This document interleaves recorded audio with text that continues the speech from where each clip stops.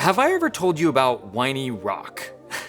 Well, growing up, I had an older brother and two younger sisters who are identical twins. So yes, that means I am the middle child. It also means that we fought a lot, but I never won. Okay, so I was always fighting with my older brother, and because he was bigger than me and, more advanced than me, he always won. And then every time I fought with my younger sisters, it was always 2-on-1. And every time we would start fighting, my parents would eventually have to step in. And my dad, if any of us had a bad attitude, he would send us out to something called whiny rock. This was in our backyard. It wasn't like a timeout place. It was just a rock that we had to go sit on. And every time we would stand on whiny rock and he would look out at us, he'd open the back door and say, "Hey, you good?" And if we didn't answer with a good attitude, or if we weren't like, "Hey, yeah, we're okay," and actually mean it, he would just shut the door. It didn't matter if it was snowing or raining or blazing outside.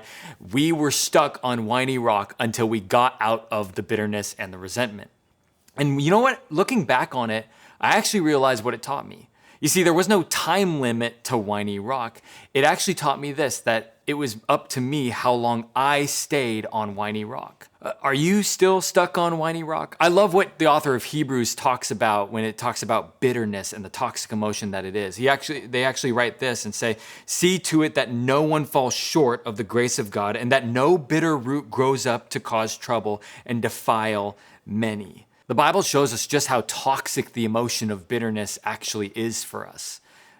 In fact, consider this God's moment coming to you and opening the back door and saying, "Hey, are you good? Where are you at?" Bitterness is so toxic to our lives. It's toxic to our relationships. It's toxic to our jobs and our dreams and our goals. In fact, I believe this, God has a plan and purpose for your life.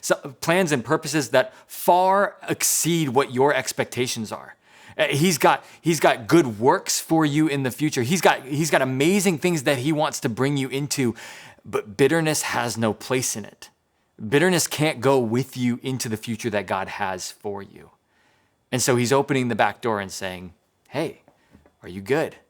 Are you ready to come off whiny rock?" And so my encouragement to you is this: let go of bitterness.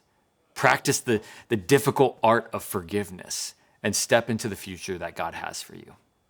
I hope this blesses you today.